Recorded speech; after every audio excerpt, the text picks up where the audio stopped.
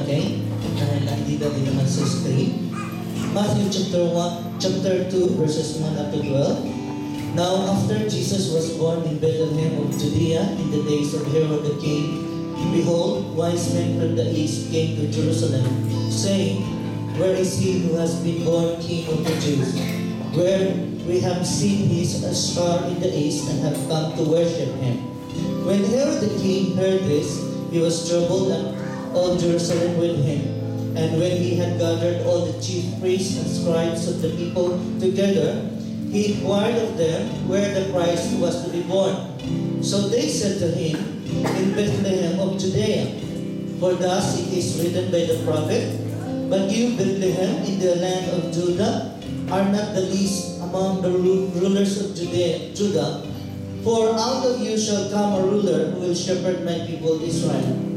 Then Herod, when he had secretly called the wise men, determined from them what time the star appeared. And he sent them to Bethlehem and said, Go and search carefully for the young child, and when you have found him, bring back word to me, that I may come and worship him also. When they heard the king, they departed, and behold, the star which they had seen in the east went before them, till it came and stood over where the young child was. When they saw the star, they rejoiced with exceedingly great joy. And when they had come into the house, they saw the young child with Mary his mother, and fell down and worshipped him. And when they had opened their treasures, they presented gifts to him, gold, frankincense, and myrrh. And being divinely warned in a dream that they should not return to Herod, they departed for their own country another way. Let's pray. Lord, salamat po Panginoon sa isa na namang pagkakataon na kami makapakinig ng iyong salita. Muli, salamat sa taong nakalipas at salamat sa taong nag-umpisa, Panginoon. Dalangin namin na samahan niyo po kami sa buong taon, sa lahat ng araw, Panginoon, nang sa ganun po ay hindi po kami liliko sa kaliwa, hindi kami liliko sa kanan, bagkus kami ay tuluyan pong makasunod sa iyong kalooban, makapaghanap at makasumpong ng iyong paghahari. Dalangin din po namin, Lord, na i-bless niyo po ang aming pakikinig ng iyong salita, nanglawan niyo po ang aming pangunawa, touch niyo po ang aming mga puso, at ikaw po ang siyang kumilos sa aming mga buhay, O God. Pinapasangko po namin sa iyo, Panginoon, ang aming mga puso, ang aming mga isip. In Jesus' mighty name we pray. Amen. Amen. Amen. Pwede ba tayo magsiupo? Noong ako po'y maliit pa, hindi pa ako malaki noon, na alam niyo naman, nagaling din po ako ng Catholic. Tuwing ano bang Sunday na malapit sa January 6, tuwang-tuwa po ako magsimba. Alam niyo po kung bakit? 3 Kings. Anong meron pagka 3 Kings? Ha? Bibigay ng gift? Pagpasko. Hindi. Sa simbahan. Anong meron sa simbahan? I don't know. Yung mga siyempre, may bahan eh. Passion. Hindi. Ano meron pagka 3 Kings sa Catholic? Siyempre, meron pagkakahari. 3 Kings. Anong ginagawa sa simbahan? I mean, hindi nyo alam. Parang ako nang galing Catholic dito. Tawag-tuwa ako kasi kapag may 3 Kings or January 6, yung tatlong hari, pinapadaos-dos po yun galing sa itaas papunta sa altar. Medyo nagkakaanuhan pa nga kung sinong mauuna, sinong mananalo, si Melchor daw ba, si Baltasar, at saka si Gaspar. Hindi nga namin alam kung alin ang Melchor, alin ang Baltasar o Gaspar. Pastor, walang ganun sa Antipolo eh. Walang ganun sa Antipolo, kaya pala. Ha? Na hindi nyo rin nakita. Sa bola. Ang point ko doon is, yun bang siniselebrate, kaya nga kahit sa Facebook ka, marami ka nakikita na bati na Happy 3 Kings, pero hindi natin naintindihan, ano ba ang kaugnayan nito para sa buhay natin? Lagi na natin nababasa. Kahit sa anong ka mang translation, sabi ng iba, 3 kings, sabi ng iba, sabi ng Bible, wise men. Pero ano bang kaugnayan nito? Ano bang gustong sabihin nito? Bakit ito isinulat sa Biblia? Naintindihan ba natin ito? Kasi pastor, ang pagkakaano, tinawag sila sa malayong lugar. At ang mga pinagalingan nila, katulad si David, galing sila ng Iranya. Tapos kung sunod tapos galing ng India. Okay. Sa Arab. Kaya hindi ko nabasa masyado ang history at hindi ako palakasan ng history. Thank you for that. Pero ang sabi lang ng Bible is, galing ng East ang mga king na ito. Kaya ba mga king? Yes. Ha? Yes, Pastor, sa pa, King daw sa bahay. si Gaspar, ang pangalan niya, Maki. Di ba, ano yan, Maki? Iranya. Okay, balik tayo sa tanong. Thank you. Kayo ba yung mga king? Yes. Yes. Pastor, king ako sa bahay. King sa bahay. Paano ba sila ba sa bahay? Yung asawa ko alas.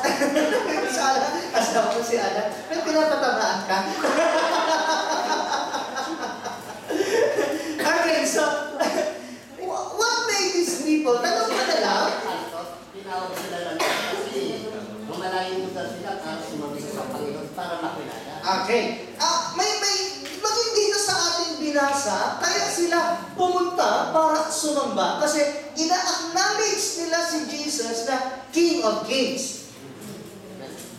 Although sila ay mga kings, pero mayroon pang nakakataas sa kanila kasi si Jesus na yung King of Kings. Kaya nga, tinatanong ko kayo kung kayo nga ba ay mga king. Or, Yes. Amen. Amen! Tingnan mo si Sardote. Revelation 1:7. Maliban pa doon, ang turing ng Lord sa atin ay mga kings at saka queens. Kaso lang, ang sabi ng Bible, wala kang babae at lalaki para sa tingin ng Lord. Kaya walang sinabi ang Bible na king and queens. Pero lahat tayo ay mga kings kasi binigyan nga tayo ng kingdom. Ano yung kingdom natin? Yung? Yung mundo. Yung mundo. Kasi nga, sabi niya, and He has given us dominion or kingdom to rule over all the earth. So, ang earth na ito ay territory natin. Ibig sabihin, mga king tayo. Kings. Kaya nga, si Jesus ay King of Kings. Pero, hindi ko diinan yung pagiging king nila. Ang diinan ko dito ay pagiging wise nila. Tanong ko na lang, bakit sila naging wise? Or, ano yung ginawa nila, bakit sila nagiging wise? Maturing ng wise. Kumilala sa Diyos. Yes, very good. Kumilala sila sa Diyos. Kasi, sabi ng Bible, only the fools says, no, there is no God. Nabasa niyo ba sa Bible yun? Yes. Kapag ang nagsasabi daw, walang Diyos ay ang baliw. So kung hindi ka naniniwala sa Diyos, baliw ka. Hindi ako may sabi niyan. Bible lang may sabi niyan. Okay, so kaya sila nagiging wise kasi una nilang ginawa, kinilala nila ang Diyos. Ano pa? Doon sa ating binasa. They didn't go back to Herod. Very good. Kasi kinausap sila sa panaginip na huwag nang bumalik sa dating daan. Kaya nag-iba sila ng church, hindi sila bumalik sa dating daan. Ano pa? Okay, kinilala ang Diyos, hindi bumalik kay Herod. Ano pa? Astrologists. Ha? They are astrologists. Bigyan astrologist, medyo Di ba, nagbigay na mahirap natin ano rin yung principle na yan. Nagbigay sila ng gifts. So kung sila ay mga wise, nagbigay ng gifts, kung wala kang gifts, wise ka kaya? Mukhang hindi ka nakasagot agad.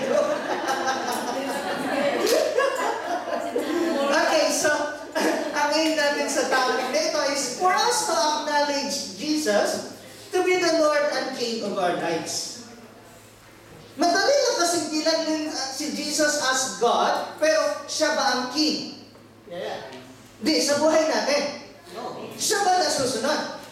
Amen. Kasawa yata. Kasawa. Ay, kasama na asawa. Walang gaganan. Kapag sinabi itong acknowledge Jesus to be the Lord and King of our lives, yun ba, parang kang namumuhay sa harapan ng Queen na bawat galaw mo, bawat pananalita mo, bawat iniisip mo ay influensyado or governed sa batas ng King. Ganyan ba ang pamumuhay natin? Governed ba sa batas at kalooban ng King natin si Panginoong Hesus? Sometimes. Sometimes lang. Gaano kaya kadalas yung sometimes? 90%. Kasi every minute. Ha? 90%. Eh kung sometimes na, baka papasulyap-sulyap ka lang sa kingdom ng Lord kasi sometimes lang eh. Kapag pinagharian ka ng Diyos, bawat minuto, bawat sandali ng buhay mo, ang nag-govern ang Panginoong Hesus. Hindi pwedeng iwan dahil duduraan ka rin. Nasusundan niyo po ba ako? Amen. Okay, so, yan ang ini-aim natin. Okay, so, ito yung mga ginawa ng three wise men na yon. Sabi ng ating binasa, they came from the east for the King of Kings. Na, sabi nga ito si Brother Boy kasi mahilig magbasa, hindi ko nabasa yon. Galing daw ng India, sa magaling yung iba. Arab o saan pa man galing, hindi ko nabasa yon. Pero ang alam ko lang sa Bible ay galing sa east ang mga king na ito. Kita-kita sila pasok sa isang lugar. Nagkasalubong sila. Nagkasalubong sila. May punto yun. Kasi sabay silang pumunta eh. May kanya-kanya silang lugar, nagkasalubong sila kasi iisa yung patutunguhan nila. Kasi wala naman sinabi sa Biblia na dumating yung isa, sumunod yung isa, at nahuli yung pangatlo. Wala sinabi. Sabay silang dumating. Amen. Kung nakikita, pero galing sila ng iba't ibang lugar. Nagkasalubong. Pero layo yun. Okay, so, ang tanong ko na lang dito, may idea kayo what kind of transportation they had? Amen. Wala sinabi ang Bible na camel ang sinakyan nila. Tradisyon ang may turo niya. Kasi baka Ha?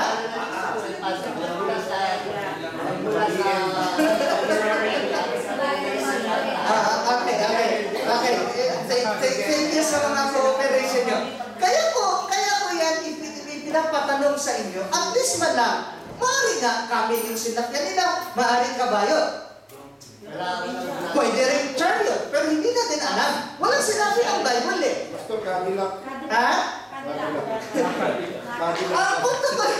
Ang punto ko lang dyan, ni kahit sa layo na kanilang paglalakbay, hindi hadlang yun dahil sa kanilang puso, ina-acknowledge na nila that there is someone higher than them. Amen. Okay? Saka bakit na lang tatanggap ano yung tanong? Oh, kaya nga, yun nga yung time ng kanilang pagpunta. Ito po, how long did it take for their journey? May idea kayo kung ilang araw silang naglakbay? Kasi Pastor, kung mapasok sa simula sa pandemya, ilang kanilang Abraham, to Jerusalem, sa kami, 11 days. 11 days. Pwede. Palagay na natin 11 days. Para wala ng argument. Hindi mo rin kasi nabasa eh. Imaginin mo na lang kung palagay na natin galing ka ng Cornwall, nakakamil ka, papunta ng London. Ilang araw yun? Jesus sa stable bago dumating yung mga king. Ha? Few days si Jesus sa stable bago dumating yung mga king. Few days few days na siyang naipanganak bago siya dumating. So, palagay na natin 11 days nga. Ikaw kaya sa 11 days ngayon na yun, hindi ka, ano kaya, sigurado kaya ito, star lang naman nakita natin eh. Makabalik na nga, naiintindihan naman tayo ng Lord. Maliban pa sa klase na kanilang sinasakyan, sa layo o sa haba ng kanilang paglalakbay, considering they were worldly king, they didn't consider that. Kumbaga, kinalimutan nila yung kanilang pagiging king kasi nga, mayroon pang nakakataas sa kanila. Mayroon silang pangangailangan na hindi nila inalintana kung sino man sila, anong meron sila, kasi mayroon silang hinahanap at may gusto nilang ipakita yung kanilang parangal sa kanilang king. Amen. Ganyan ba attitude natin? Patahimik kayo. So, maliban pa sila na sila nagpunta galing sa east, sabi doon sa verse 2, they seek the king. Ang King of Kings ang tinutukoy dito, hindi si Herod. Baka si Herod ang nasa isip niyo. Okay, so ang pagsisik kasi, ang ibig sabihin ng to seek is to endeavor to obtain or reach. Pag sinabing endeavor is may paghihirap ka, may effort ka, may isinantabi ka sa paghahanap sa king. Sa iyong paghahanap ba, may isinantabi ka, may effort ka, or petex-petex lang? May isinantabi. May isinantabi. Ano kaya yon? Plus. Flesh? O, pwede. Hindi ka muna natulog ng mahaba. Isinantabi mo yung flesh mo. Imagine nyo na lang, ha? Imagine nyo na lang. Ikaw kaya yung king? Baka sabihin mo, ako, king, maglalakbay para doon. Sino siya? Padala na lang ng messenger. Magpadala na lang ng mga sundalo. Oh, may escort pa. Nakuha na po ito. Amen. Okay, so, dahil nagsisik sila sa king, hindi sila nagpadala ng representative, kundi sila mismo. Nag-endeavor sila, kahit malayo yung biyahe, kahit pangit yung sasakyan, baka pwede pa silang naglakad. O napagod yung camel, napagod yung kabayo, whatever that animal was. Pwede silang naglakad, lalo na kung paakyat, bundok yung daan, pwede silang naglakad, pero hindi lang yun kung ang puso mo talaga naghahanap sa king. Walang escort. Ngayon magtutube na nga lang, sasabihin pa, ang layo kasi ng church Hallelujah. Magbakas ka na nga, may whisker na nga, itatap mo lang kasi dahil hindi ka mag-church, nakatap up ka naman para pang trabaho, ang dami pang lusot. Hallelujah. Right. 1 year pass pa. Okay, so they must have set aside a lot of things. Maliban pa doon, they had prioritized the Lord. Amen. Maliwanag ba? Nasusunod na. Okay? Pangatlo, they rejoice with exceedingly great joy. Anong kaugnayan nun, Pastor? Ito, uulitin ko na naman, nabanggit ko ito last week. Sabi ng Philippians chapter 4, verse 4, rejoice in the Lord always. Again, same verse, inulit, I will say, rejoice. Kasi kung hindi ka sa Lord nagre-rejoice, kanino ka nagre-rejoice?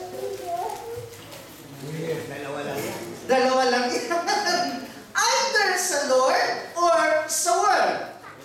Sabi ng Bible, kapag naging kaibigan mo ang mundo, naging kaaway ka ng Diyos. Klaro yan. Nasusundan ba? 1 John 2:16. Ano na? Bible study? Oh my gosh! Sabi ng 1 John 2:16, if you love the world, the love of the Father is not in you because the love of the world is enmity between God. Amen ba? Kanino ka nag-rejoice? Maganda kasi yung nagre-rejoice ka sa Lord kasi hindi mo struggle ang pagbangon, hindi mo struggle ang pagbibiyahe, hindi mo struggle ang pakikinig kasi nagre-rejoice ka Para bagang mag-boyfriend pa lang kayo, di kahit ilang oras pa yung mag-usap, walang antukan. Bakit? Kasi nagagalak yung puso mo Pero kung tuwing nag-word of God, inaantok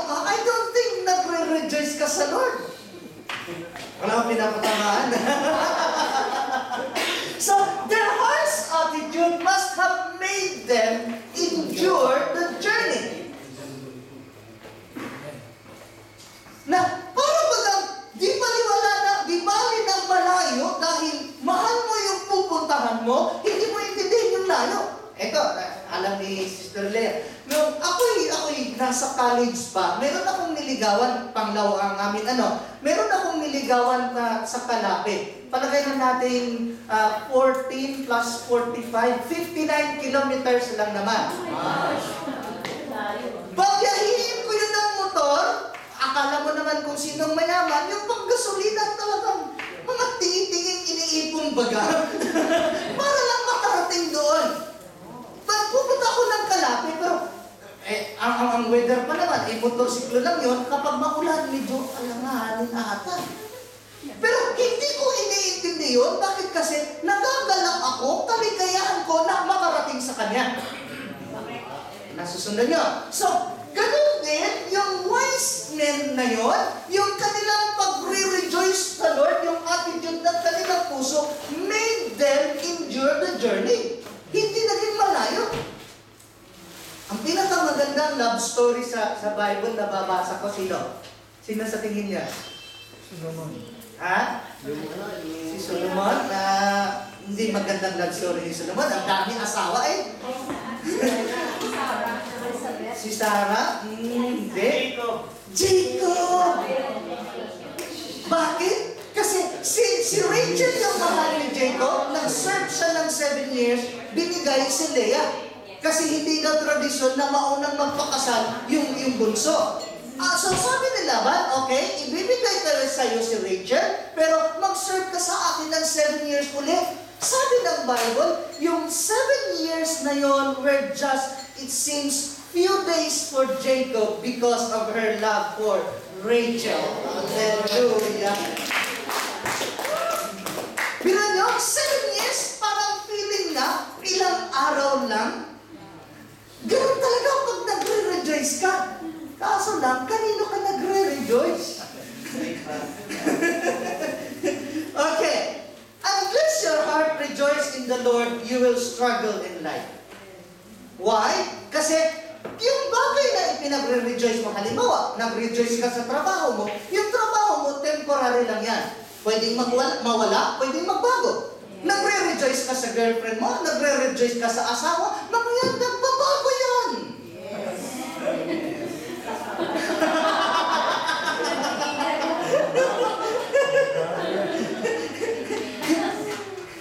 Di ba naalala niyo na sa panahon ng courtship, yung tunay na pag-uugali, hindi lumalabas dyan. Lahat ng bait nilalabas kapag mag-boyfriend, mag-girlfriend, honeymoon, lahat ng bait nilalabas. Subukan mong tambakan ng problema, ayan na, lalabas na yung mga tunay na ugali. Okay? Pastor, kasi yung lasa nasa bilan na natin. At saka, ang ano doon is, yung pressure ba, yung tunay na ugali, kumbaga sa karne, lulutang lang yung dumi kapag napakuluan na. Kaya nga, dinagdalisay tayo ng Lord sa pamamagitan ng apoy ng pagsubok. So, hanggang hindi tayo naaapoyan, yung mga impurities ng ating puso, hindi lumalabas. Nasusunod. Okay? This is a simple command that usually taken for granted and troubles come to our lives. Sinabi na nga, rejoice in the Lord. Nabaliwala natin sa iba tayo ng rejoice, kaya nagkaroon tayo ng trouble. Tahimik. Ganyan ba pag tinamaan? Psalm 37 verse 4, delight yourself in the Lord, and He shall give you the desires of your heart.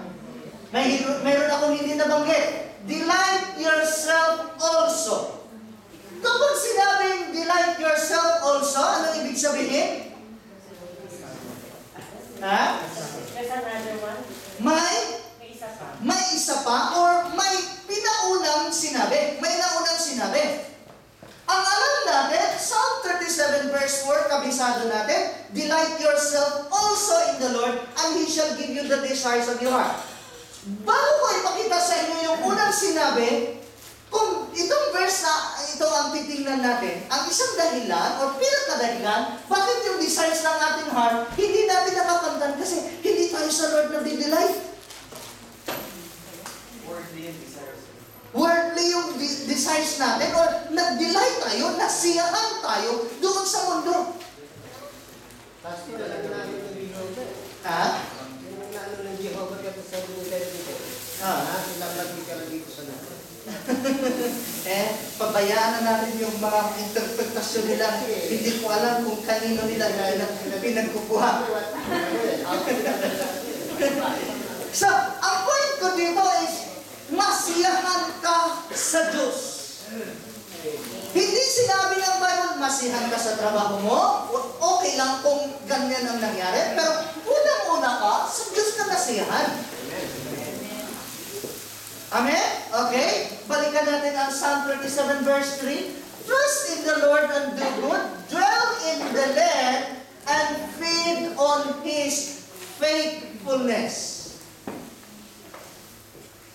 Hindi literal yan, kundi kumbaga, it is a figure of speech na dapat ang faithfulness ng Lord ang siyang ina-appreciate mo. Paano ko ba Tagalogin yan? Feed yourself on His faithfulness. Feed on His faithfulness. Sa kanya sinabi na, delight yourself also. Unang sinabi niya, feed on His faithfulness, and then, delight yourself also in the Lord. Kumbaga, mamuhay ka na ina-appreciate mo, mamuhay ka na hindi mo kinalimutan. Kaya nga, ibang sabi ng translation ng Psalms is, forget not His benefits. Nasusundan ba? Huwag mo daw kalimutan ang benefits, ang biyaya ng Lord. Dapat kang namumuhay na, yun bang na-overwhelm ka lagi sa faithfulness ng Lord? Nakukuha niyo na siguro. Okay, ganyan ang wise men. Alam nila, mayroon silang kingdom, may kayamanan sila, pero ang kanilang pong joy, ay ang kanilang pagre-rejoice ay sa Lord pa rin. Okay? Pang-apat, they fell down and worship. Saan ipinanganak si Jesus? Sa sabsaban. Makaya mo kaya, ikaw bilang king, makaya mo kaya na nagbiyahe ka na, siyempre maputik yung lugar doon, tapos hindi natin alam kung naulan-ulan yun, kung sasabihin natin na December, or hindi, kaso lang, walang winter ata sa lugar na yun, hindi uso, ha? May winter, walang alam snow, easy. Sa Bethlehem, sa Judah, wala atang snow doon. Malamig, pero hindi nagsisnow. Pero ang point ko dito, maaaring mabuti, kaya mo kaya mag-ano doon? Lumuhod at mag-worship doon? Ang pag-worship nila, ang gesture ng pag-worship is iba sa atin. Tayo ngayon, nakatayo, nakataas yung kamay. Sa kanila, luluhod ka talaga sa lupa at hahalikan mo halos na yung lupa. Nakadapa. Nakataog ka. Nakatuwad ka sa lupa. Kaya mo yan? Possible na may nagsabi sa kanila na ginawa sila ng Espiritu ng Panginoon dahil sa layo nun, pumunta sila at sinabi ng Panginoong Jesus mapala. Maraming hari at mga propeta na makakita ng nakikita nyo na kasi Diyos ang pinuntahan nila. Pero ang unang-una na doon is, ang sabi ng Bible is, they acknowledge that Jesus as the King of Kings. Kumbaga, kinikilala na sa puso nila. Amen. Hindi ganun kadali yun. Kasi, sabi, kung naalala nyo, sabi ng Bible, sabi ni Jesus, mahirap para sa isang mayaman ang pumasok sa paghahari ng Diyos. Pero ang mga king na ito, kaya sila nagiging wise kasi unang-una na, in-acknowledge nila that there is higher from them, or higher than them. Amen. Nasusunod. Okay, so they fell down and worship. Ang ibig sabihin ng worship ay placing the greatest value or worth. Na, ewan ko kung nailagay ko dito. Ang worship nga, galing ito sa Old English word na worship, ibig sabihin, sa kalakalan, mayroong mga barko dyan na may mga karga. Kung ano yung karga, o halimbawa, ang karga ng barko na ito ay mga ricados. sa barko na karga ay ginto, at dito ka na sa barko na karga ay ginto. Amen. Nasusundan ba? So, ang worth ng barko ay depende sa karga niya. So, pahalagahan mo yung barko ayon sa karga ng barko. So, ganun din ang worship, ipi-place mo yung greatest value mo sa Lord. Okay, patunay niyan. Although nasa kasunod na mga bullets, yung patungkol kay Abraham, you would neither come nor seek nor rejoice in the Lord if you do not value Him above all. Tama ba? Let's say for example, gusto kong magpahinga, gusto kong matulog, pero mas mahalaga sa akin ang mag-worship sa church, iiwanan ko yung kama ko. Gusto kong mag-overtime, pero mas mahalaga sa akin ang pag-serve sa Lord, pag-worship sa Lord, iiwanan ko trabaho ko. Amen ba? Gusto kong mag-day out, gusto kong pumunta sa isang lugar dahil ando doon yung mga pinsan ko, mga barkada ko. Kasi paminsan-minsan lang daw yun, ang church naman daw, Sunday naman yan lagi. Hallelujah. Gusto kong, hindi mo na ako mag-church kasi may birthday party, hindi mo na napahalagahan, above all, ang Lord. Praise God. Okay, example na nga, si Abraham. Sabi ni Abraham sa mga tauhan niya, dito muna kayo sapagkat pupunta kami sa banda roon para sasamba. Kakanta ba si Abraham nung sinasabi niyang kami ay sasamba? Ang gagawin niya, i-offer niya si Isaac. Ibig sabihin, mahalaga sa kanya si Isaac, mahalaga sa kanya si Sarai. Baka away-awayin na naman siya ni Sarai kasi i-offer niya yung kanyang bugtong na anak. Pero ang mahalaga kay Abraham ang Lord, higit sa lahat ng bagay. Ganyan ba tayo kung magpahalaga? Di bali nang mawala lahat, wag lang si Lord? Hallelujah. Iba ang hallelujah para sa akin, ano daw sa mga, lalo sa mga pagpintuhan nga rin mga, kahit alam niyo po ba na kahit mga pari o pastor, medyo kapag nagkukwentuhan yan, may mga kalukuhan din ba? May mga parokya din na medyo masagana magbigay, may mga prayer meeting na masagana magbigay. May mga, lalo sa El Shaddai, kapag bukas palad yung mga tao, ang sasabihin ng mga preacher, praise the Lord. Kapag kuripot, hallelujah.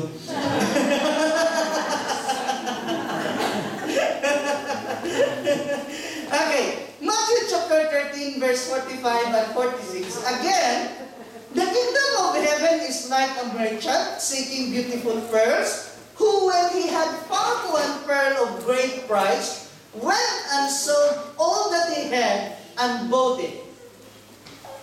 Bigay ko muna sa inyo ang meaning ng merchant. Maganda na yung magkaliwanagan. Ang merchant is one whose occupation is the wholesale purchase and retail sale of goods for profit. Businessman. Kumbaga, sabi ng Lord, again, the kingdom of God is like a merchant.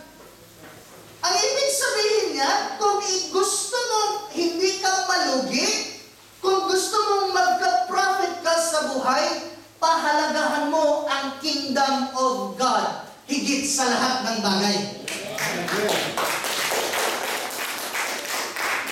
Ang ginawa niya, bininta lahat para lang makamtan yung kingdom of heaven.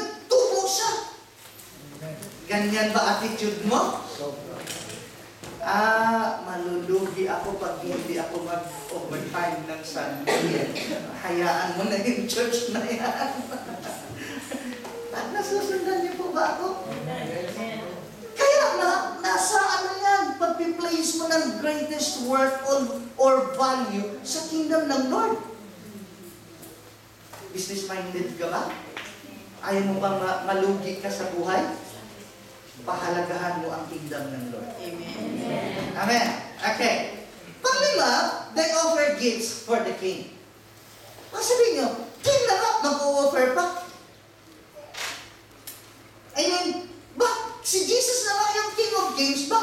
magbigay pa sa kanya. Sige nga. Yes, to give honor. Kasi sa kanya rin galing. Okay, kasi sa kanya rin galing. Kukunin mo na natin sa ano? Kukunin mo na natin na. Sa Old Testament, nakalagay na ang nung nakipaglaban sila sa mga anak ni ano, ng mga Arab, na sinabi, ang hari niyo ay Diyos. Okay. Pero kukunin muna natin sa worldly perspective. Halimbawa, si King David, bakit maraming mga taga-ibang bansa nagbibigay sa kanya ng gifts? Ano ang kapalit? Ano ang sukli? Freedom? Protection! Kumbaga sa Pampanga, mga pulis doon ba? Metong.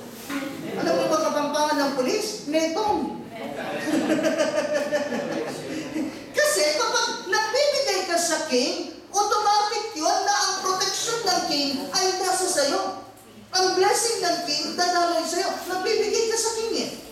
Okay? Deuteronomy chapter 16, verse 16, letter C, and they shall not appear before the Lord empty-handed. Huwag ka daw magpakita. Parang naiiba pag sinasabi kong magpakita, ano? Pero ganyan dapat ibig sabihin yan, di ba? And they shall not appear before the Lord empty-handed. Kaya may dala sila. May offering. Okay? Verse 17. Every man shall give as he is able according to the blessing of the Lord your God which He has given you. Hindi ka naman hahanapan kung hindi ka able eh. Amen. Okay. 1 Chronicles 29 verse 1, ito na yung sinasabi ni Brother Boy na galing din naman sa Diyos. So it's not a big deal na ibalik at i-offer mo sa Kanya. Verse 1, furthermore, King David said to all the assembly, my son Solomon, whom alone God has chosen, is young and inexperienced. And the work is great because the temple is not for man but for the Lord God. Now for the house of my God I have prepared with all my might gold for things to be made of gold, silver for things of silver, bronze for things of bronze, iron for things of iron, wood for things of wood, onyx stones, stones to be set, glistening stones of various colors, all kinds of precious stones, and marble slabs in abundance. Moreover, because I have set my affection on the house of my God. Kaya naman pala, hindi struggle yung pag-o-over ni David kasi sabi niya, I have set my affection. Nasusundan. Tuloy natin. I have given to the house of my God over and above all that I have prepared for the holy house, my own special treasure of gold and silver. Eh, pastor, wala naman kaming gold ngayon na. Hindi ka naman hanapan ng gold. Pagkahanapan, wala ka nga eh. Pounds. Pounds! Okay, verse 26, Job, O Lord our God, all this abundance that we have prepared to build you a house for your holy name is from your hand and is all your own. Amen. It's not a big deal. Sa Lord galing, binalik mo lang sa Lord, ino-offer mo sa Lord, lalo kang pagpapalain ng Lord. Amen. Hallelujah. If your heart is set on it. If Amen. not, ito na lang ano, meron ba dito sa UK na libre? Wala. Anong libre? Freedom Pass. Ha? Mga ads ang nagbumubuhay naman eh. Kaya libre. Metro siguro sinasabi mo or yung mga Philippine newspaper na ano. Kaya yung nagiging libre kasi sponsored ng advertisement yon. Yun yung nagpapagana doon. Pero ang gusto kong sabihin is, halos lahat may bayad. Kulang naman lang i-charge ng UK government eh, yung hininga, oxygen charge. Hallelujah. May TV license na, may congestion charge. Halos maraming mga charge. May council tax charge, may service tax charge. Ang dami-dami mga charge. Kulang na nga yung oxygen na hihinga mo, susukatin pa nila. Matalino ba ang gumagawa? May music chairs. Sa amin, play pala ng music ngayon, may chairs. Mag-play ng music, may charge. Pero Ang gusto kong sabihin dyan is, yung tinatalasan natin ang mga bagay na yan, dapat lang na ibalik natin ang parangal sa Lord. Amin ba? Kaya nga naman, maraming nabubuhay na libre or nakikinabang sa benefit sa bansang ito kasi nga, nagbabayad ang mga tao ng tax. Okay, pupunta tayo dyan. Ito sa terrorist pastor. Napupunta sa terrorist. Wala akong alam dyan. Okay, so, maliban doon sa kanilang ginawa, bakit sila nagiging wise? Tingnan natin yung nag-guide sa kanila. Bago sila nakarating kay Jesus, nasa east pa lang sila, ang nakita lang nila is yung star. Hindi, ano? Wala silang katiyakan, kundi yung faith lang ng kanilang puso na they're going on the right way at nag-guide sila ng star. Nasusundan ba? Minsan kasi, Wala pa kayo pastor, pastor kasi nakikita rin yun. minsan pa nga, may mga tao ba na, pagitaan mo na ako ng Lord ng Himala, pagalingin niyo muna ako bago ako aaten. Nagkatang pananalita ba? Nasusundan niyo. Pero ito, star lang, nakita nila. Pwede lang, huwag niyo na kayo maghanap ng star. Bugin na lang kita, or batukan na lang kita, siguro makakita ka ng star. Morning star. Okay, they have seen it, sabi ng verse 2.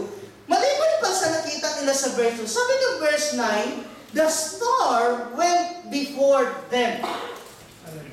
Gumagalaw ang star, hindi. Gumagalaw. Gumagalaw. Kasi sabi doon the star went. Malaki yung star na yan eh. Ay, siyempre kung maliit, hindi makikita sa malayo.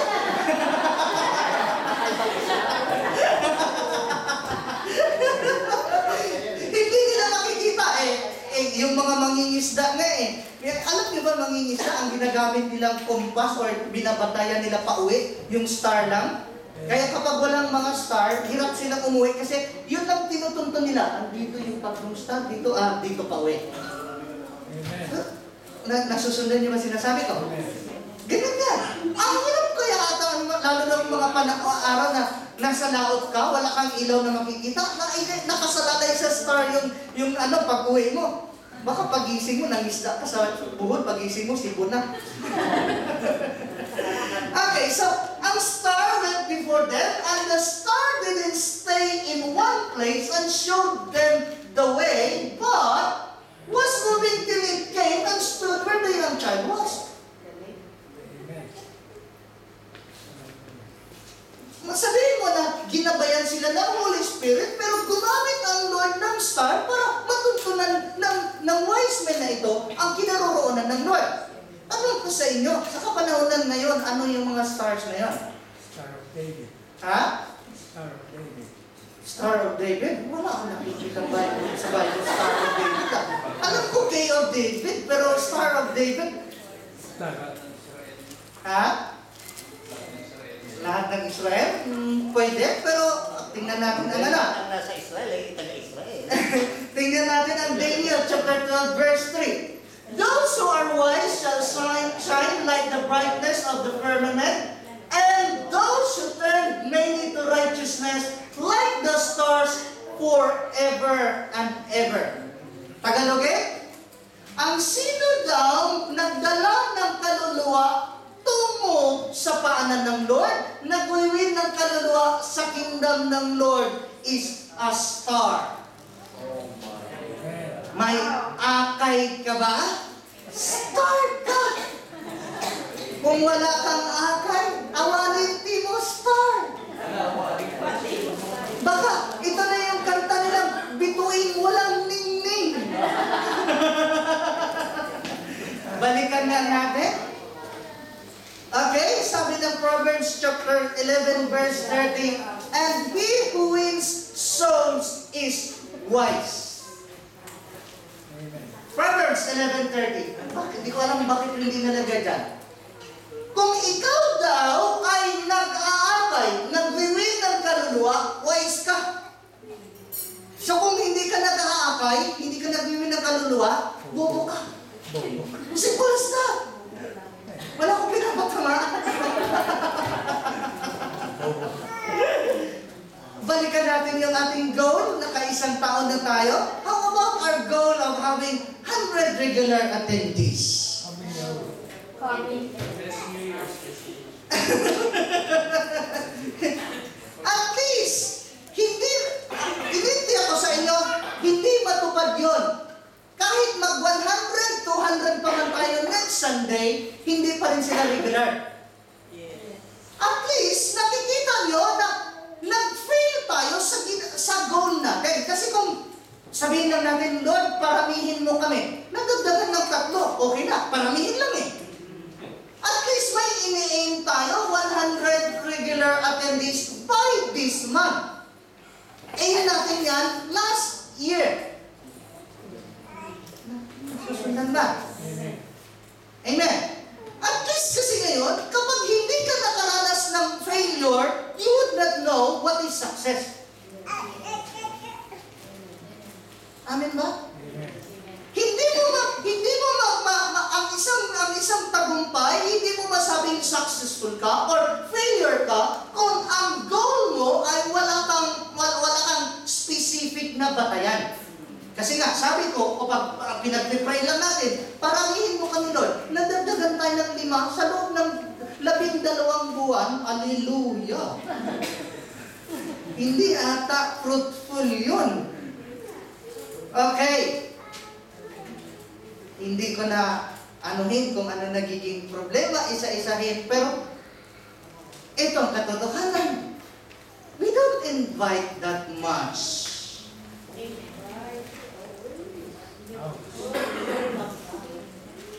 Ulitin ko, he who wins soul is wise. So kung hindi ka nag-win, hindi ka wise. Walang personalan.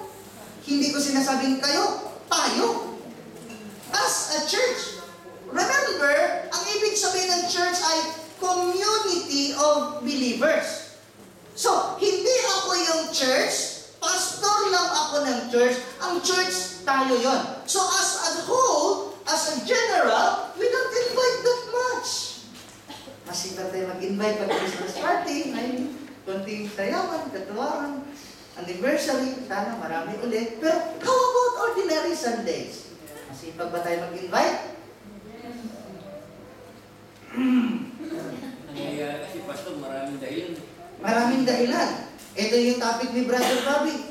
The power of invitation. Wala silang sawang magtumanggi. Dapat wala rin sawa tayong umayaw, mag-invite. Wala din tayong sawang mag-invite. So, kung nagsawa tayo sa mga pagtanggi nila, ang mangyayari, thank you very much. Darating yung 2014, 2015, tayo pa rin. Hallelujah!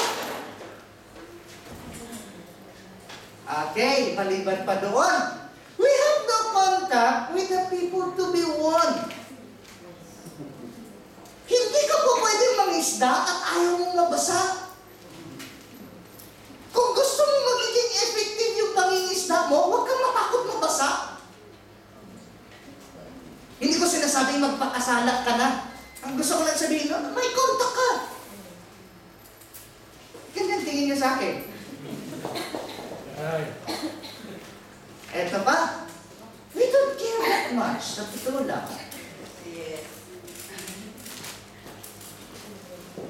Ito yung mga mga tipong hayaan mo na yan si Pastor, matatapos din yan. But we have to face our own problem or our own situation or else darating at darating yung January na walang nangyayari sa atin. Baka after 5 years, tayo pa rin. Hindi na nagkasawaan ng mukha. Maganda naman yung may panibagong mukha. Para pagkita sa Facebook, marami na sila. Hindi tayo nakikipag-competensya, kundi masaya naman yung dumadami, di ba?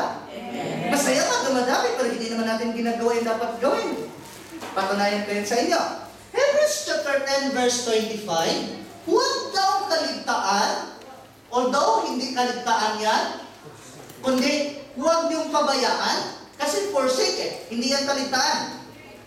Huwag pabayaan ang pagdalo sa pagtitipon as in the manner of some, but exhorting one another. Para palakasin mo, para i-encourage mo, para i-edify mo, i-comfort mo yung isa't isa. Eh, paano mo i-exhort? Paano mo i-comfort? Hindi mo nga nakausap eh. Ouch! Hindi mo nga kilala. Kilala mo sa mukha, kilala mo kasi member na sa Facebook, sa group, pero paano mo ma-exhort? Hindi mo nga alam yung problema. Eh, paano mo alam yung problema? Hindi mo kausap.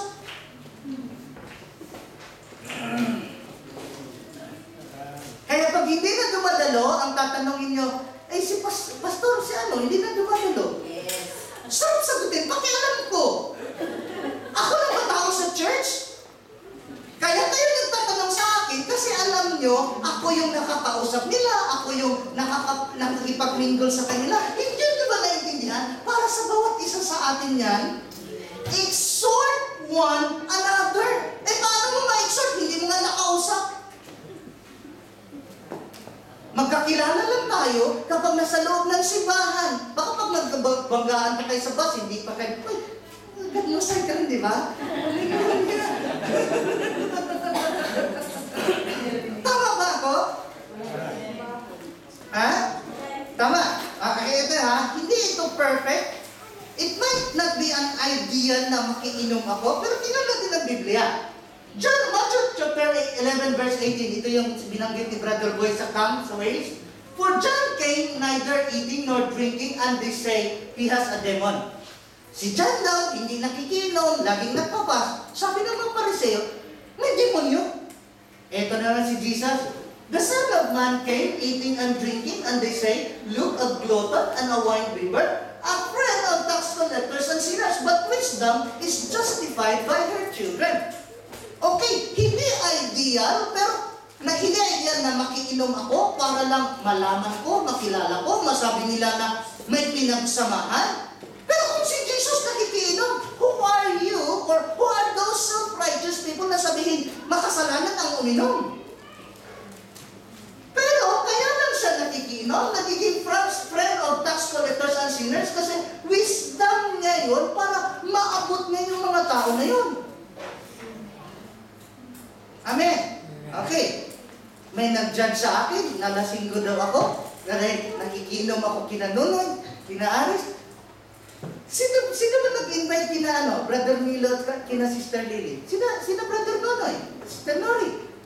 Nakikinom ako kay kina Brother Rodi. Alam niyo ba kung ilan na umaattend sa Monday na Bible study? Ang sikip na doon sa hall. Pastor, yung papatayin yung dating baby ng ni Laban, sinalulong siya ni Ate Dios, may dalang ara, pakikinom sa kanila.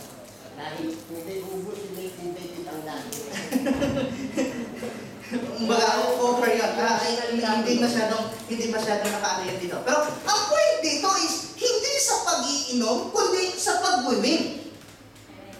Kung nakikiinom lang ako dahil anak ng flesh ko, natutuyo na yung lalamunan ko, nangangati yung lalamunan ko, pag hindi na ako nakainom, ibang klase na yun. Alcoholic na ako nun. Dependent, chronic alcoholic. Kahit sabihin pa, acute alcoholic. Pero kaya ako nakikiinom dahil sa hangad ko na makilala ko, maabot ko mga taong ito, and for them to show that I care. People doesn't know how much you care until they know that you care. Or people doesn't care how much you know until they know how much you care. Tama ba? Amen. Kung nakakaangkay tayo na hindi nakikiinom, perfect. Pero if it doesn't make any difference, why not? Eh kung ang dami mong naakay dahil hindi mo sa pag-inom, dahil self-righteous ka, born again na ako, hindi na ako inom ng alak, pero wala ka namang naakay, ibang klase yun. Baka kailangan mong makihalubilo. As long na hindi ka control sa pag-iinom ng alak. Tama? Okay, kung hindi ka umiinom, wala problema dyan, perfect, pero kailangan mo rin mag-akay. Eh kung si Jesus nakikiinom sabi pa nga nila, lasinggo. Kaya iniimbita nila. Iniimbita. Okay. Tapusin na natin yun. Baka hahaba pa yung dudugtong ni Brother Boy. Ang dami niyang verse binigay sa atin yan. Sa kanya ko natutunan yung Matthew 11, 18 and 19 na yun. Kasi ang akala ko noon, ano yun, bintang lang ng tao. Pero ginagawa ni Jesus kaya siya pinagbintangan. Nasusundan. Okay, application doon sa gifts and presents. Are we wise enough to offer gifts to the king? Kumbaga, sa pagmamanage ng pera mo, wise ka ba? Okay, walang problema, may pagastusan ka, magbayad ka ng bahay, magpadala ka sa Pilipinas, pero wise ka ba sa pagmamanage ng pera mo? Sa totoo lang, nag-overspending ang karamihan kasi hindi wise. Malaki pa yung gastos kaysa kita. Isa na ako dyan. Pero at least, masabi ko pa rin sa inyong wise ako. Hindi pa, susupport ka. Ako nagsusupport ka sa...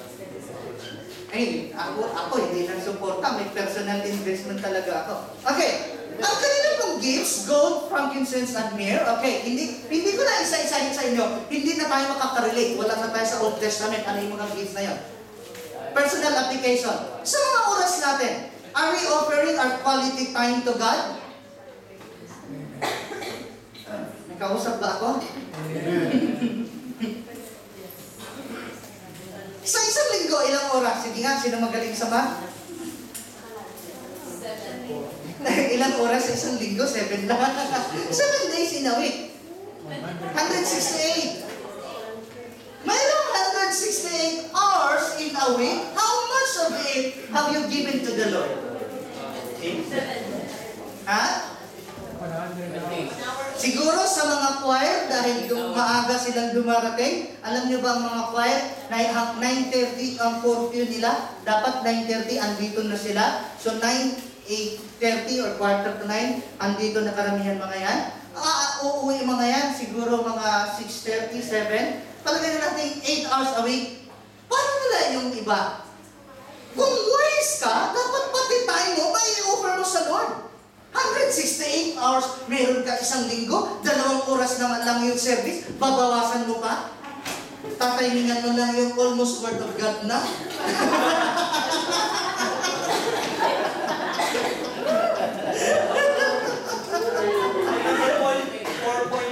I don't think you're wise. Wala akong pinapatamaan, tinatama lang. Hindi ba? So kung nag-spend tayo ng quality time sa mga boyfriend, girlfriend, asawa, mga anak, sa TV, sa Facebook, how much more sa Lord? Dapat hindi yung tira-tira na lang. Ay, libre ako, pupunta ako ng gawain. Gawin mong libre ka. Okay. Talents. Talents or capabilities or gifts, nagagamit ba natin ito para sa gawain ng Lord? Lahat may gifts, lahat may talent. Alam niyo, may nabili si Mrs. na calculator, hindi ko magamit, hindi rin niya magamit. Kasi yung isang keypad, yung 0, hindi gumagana. Imagine mo na lang, sa calculator na yon, ilan yung keypad, tapos isa lang di gumagana, hindi na magamit yung calculator. Paano na lang sabihin mo, 1 pound or 1 pound 50, hindi gumagana yung 0. Hindi mo na magamit lahat, buong calculator.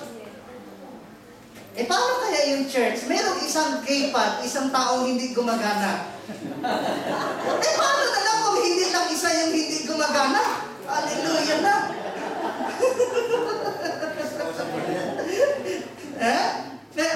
Does it make sense ba? Kaya nga, sabi ng Biblia, there are many members, but there is only one body. Hindi lahat mata, hindi lahat ilong, hindi lahat kamay. So, ang ginagawa ng mata, iba kaysa ginagawa ng ilong, iba sa ginagawa ng bibig. So, dapat kung ano ka, ano yung function mo dapat, gampanan mo, may talent ka. Tapos, galing-galing mo sa trabaho, ang galing-galing mo sa mundo, pagdating sa gawain ng Lord, hindi ka mapakinabangan. Hallelujah ka. Okay? Aha, ewan ko lang pagdating dito kung makalala kay mananahimik dito. chapter 3, verse 8. Ito'y patungkol sa tithes and offerings. Will a man rob God, yet you have robbed me? But you say, in what way have we robbed you in tithes and offerings? Nagnanakaw ka raw sa Diyos kapag hindi ka nagbibigay ng tithes at saka offerings. Tuloy natin. You are cursed with a curse, for you have robbed me, even this whole nation. Verse 10, bring all the tithes into the storehouse, that there may be food in my house, and try me now in this, says the Lord of hosts, if I will not open for you the windows of heaven. Okay? Seryoso ba? Nakikinig? Kaso number 1, pag hindi ka nagbigay ng tithes. Kaso number 2, kapag hindi ka nagbigay ng offerings. Nagbigay ka ng tithes, may kaso ka ba? Wala na. Mayroon pa, offerings. Ang trabaho ng tithes, sabi dito, and pour out, okay? If I will not open for you the windows of heaven and pour you out such a blessing that there will not be room enough to receive it. Ito yung topic na hindi ko madalas ipipreach, pero ini-expect ko sana, instead na nagkukwentuhan kayo, yung mga baguhan, mini-minister nyo. Kayo na sana ang nagsishare sa kanila, hindi ka kailangan ulit-ulitin. Parang sa El Shaddai kahit anong topic, adultery topic na, idolatry topic na magiging ka, born again. Ang uwi, papunta sa tithes. Bugbog na sarado yung tao kapakinig ng topic ng tithes. So, hindi ito dapat laging pinipreach dahil maraming baguhan at may mga datihan na hindi pa nakakapag-tithes. Obligasyon ko na turuan kayo para pagpalain kayo. Hindi ito para sa kapakanan ng church. Okay, nakikinabang ang church kapag nagbibigay ang mga members ng tithes and offerings, pero ang unang makikinabang kayo. So kung hindi ko tinuturo, kasalanan ko na hindi kayo pinagpala. Okay, ang trabaho ng tithes, mag-open siya ng windows of heaven. May blessing na, wala pa? Ang trabaho ng offerings, siya yung batayan ng Lord para may sukatan siya kung gaano karami yung pagpapalang tatanggapin mo. Susunod. Okay. Nung naibigay mo ang tithes, 10%, bukas na yung darangawan ng langit. Pero wala pang blessing. Pag naibigay mo ang offerings, ang sukatan ginamit mo ay isang tasa, sasabihin ng Lord sa angel, buhusan mo siya ng isang tasa or anong pagpapala, tasa ang gamitin mo kasi tasa ang ginamit niya. Klaro na. So, hindi ang Lord ang nagdesisyon kung gaano kalaki yung pagpapalang tanggapin natin, tayo ang nagdesisyon. Eh, Lord, ang damot-damot mo ata. Sabi ng Lord, ikaw ang nagdesisyon kung anong sukatan ginamit mo, yung sukatan ang gagamitin ko. Nasusunod. Okay? Pag hindi mo ginawa yon, or pag ginawa mo yon, and I will rebuke the devourer for your sakes, so that he will not destroy the fruit of your ground, nor shall the vine fail to bear fruit for you in the field, says the Lord of hosts. Eh, Pastor, bakit yung iba hindi nagtatize? Yung mayaman. Eh, ako nagtatize, pero may pagsubok. Nangyayari hindi? Nangyayari. Kailangan ba? Hindi na tayo mag-tithes? Kailangan pa rin. Pag nagtatize ka, yung devourer, yung nakikialam sa business mo. Itong sign na under curse ka, no? Kapag under curse ka, kahit anong sikap mo, napunta lang sa wala. Yes. Nasusundan. Na parang bagang, ang dami mong kinita. Tinignan mo yung P60 mo, ang laki-laki, pero saan napunta yun? Parang, hindi, wala ka nga makitang investment eh. Okay, ang gastos andyan lang yan. Pero, ibig sabihin yung mga unnecessary expenses, yung paulit-ulit na admit, paulit-ulit na aksidente, or may mga trahidyang nangyayari, nalungit sa business, curse yun. So, under curse ka, kasi hindi ka nagbigay ng tithes and offerings. Amen? Sabi ko nga, tahimik ito eh. Leviticus 97 verse 13, and all the tithes of the land, whether of the seed of the land or of the fruit of the tree, is the Lord's. It is holy to the Lord. Actually, kapag binalik mo yung tithe sa Lord, hindi ka pa nagbigay.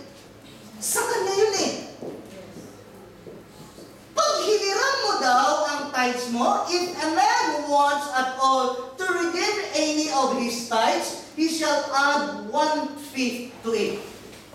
Let's say, for example, ang kita mo 1,000, ang tithes ay 100. So kung hiniram mo yung 100 mo na tithes ng December, pag binalik mo, binigay mo yung January, magkano na? 120. Si Lord pala ang Bombay eh.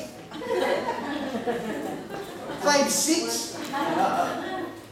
Mabuti pa yung Bombay, tinutubuan natin. Si Lord, hindi na tinutubuan, ninanakawan pa. Paano ka naman pagpapalain? Pastor, may trabaho na ako, praise the Lord. Ang pagpapala ng Lord, maliban pa doon sa trabaho mo, kaya nga, seek ye first the kingdom of God, and all these things shall be added. On top yun sa pinagtrabahoan mo. Magugulat ka na lang, tuloy-tuloy yung pagpapala mo. Amen. Amen ba? Okay. Deuteronomy 14:28, at the end of every third year, you shall bring out the tithe of your produce of that year and store it up within your gates. And the Levite, because he has no portion nor inheritance with you, and the stranger, and the fatherless, and the widow who are within your gates, may come and eat and be satisfied, that the Lord your God may bless you in all the work of your hand which you do. Again, it is not for my sake, it is not just for the church's sake. Ang hindi lang ang church ang nakikinabang pag ang members nagbibigay ng tithes and offerings, ang nagbibigay ang unang nakikinabang. The Lord will bless you in all that you do. Amen. Hina ng amen nyo ah. Yan. John chapter 13 verse 17. If you know these things, blessed are you if you do them. Hindi sinabing, if you know these things, blessed are you. Blessed are you if you do them. Challenge! Ay, natapos din ang text.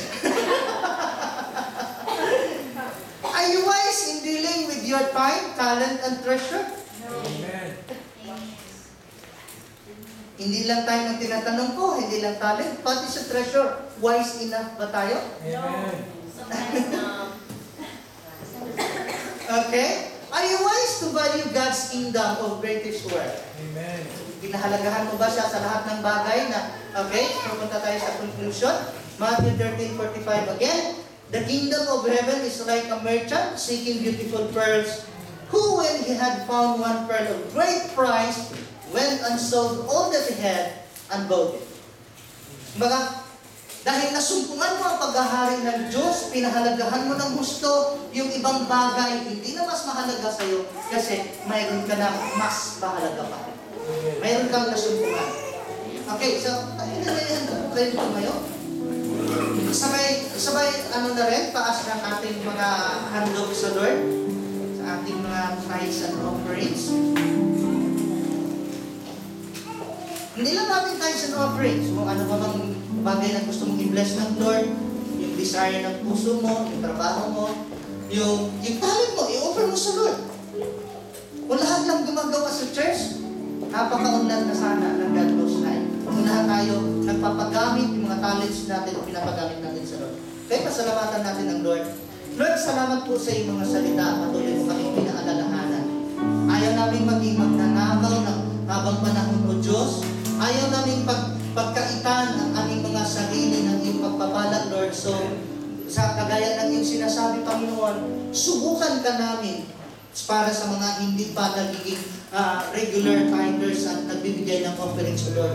Subukan ka namin, Panginoon, na pag-alayan ng aming mga handog dahil ang aming mga ikapo ay tanging sa iyo lamang, Panginoon.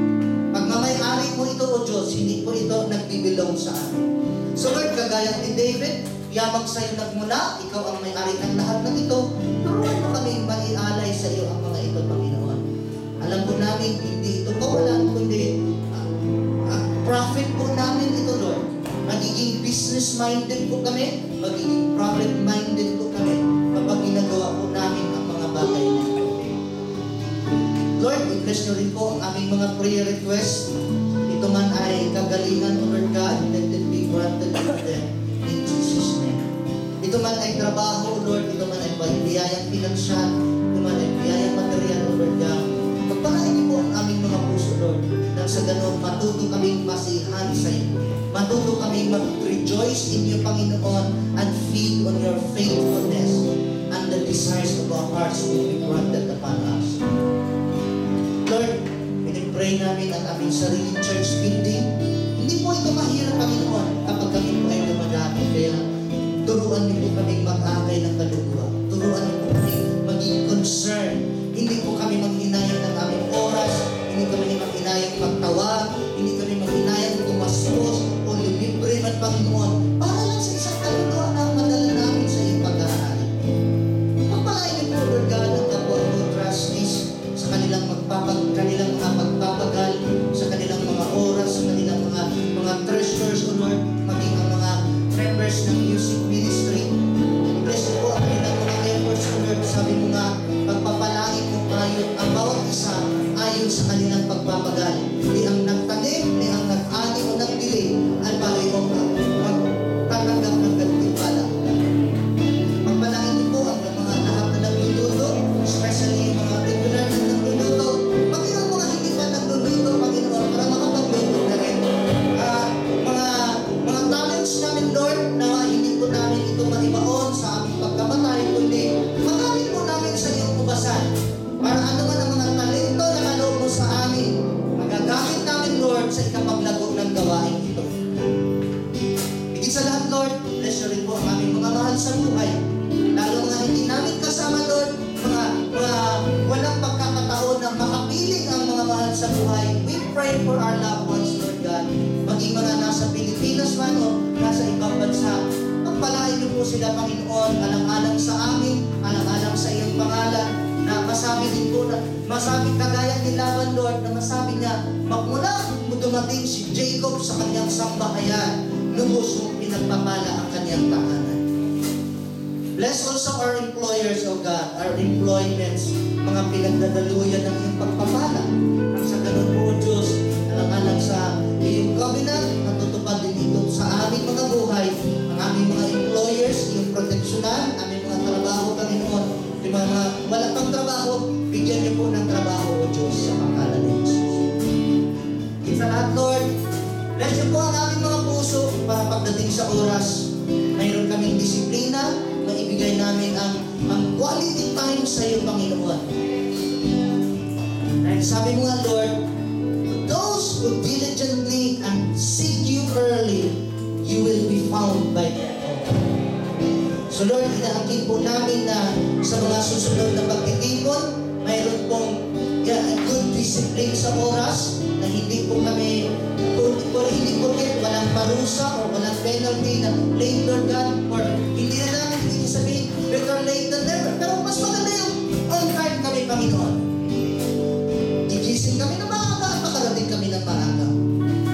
Dahil ang sacrifice is something over for something better to happen. So Lord, teach us to sacrifice. Bless also our sacrifice of praise, O God. Na although hindi sa lahat ng pagkakataon answered prayer kami, hindi sa lahat ng pagkakataon maganda ang aming circumstances, pero dahil ito ay sacrifice, gagawin po namin na laging magpuri sa iyo dahil napakabuti mo sa aming Panginoon. Tunay po, hindi mo kami iniwan, hindi mo kami pinabayaan. Bless niyo po ang nalalapit na anniversary, ang mga presentations, Panginoon, mga taong inimbitahan namin. Ganon din po ang aming mga invitation ginawa. Sino mang maabutan ito, makarating ang Lord sa pangalan ng Jesus. Inaangkin namin, mga bisita namin sa araw na yon ay hindi lamang darating pang anniversary, kundi magiging regular attendees na po. Gamitin nyo lang kami na mag-maintain ng communication, mag-comfort sa kanila, O Lord, mag-exhort sa bawat isa. And this we ask you in Jesus' name. Amen.